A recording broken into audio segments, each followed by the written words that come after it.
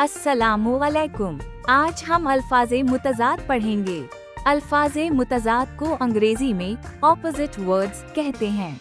मिसाल के तौर पर खुश, खुश, हैप्पी, हैप्पी, उदास, उदास, सैड, सैड, हल्का, हल्का, लाइट, लाइट, भारी, भारी, हैवी, हैवी, भरा हुआ, भरा हुआ, फुल, फुल, खाली, खाली, एम्प्टी, एम्प्टी, करीब, करीब, near, near, दूर, दूर, far, far, साफ, साफ, clean,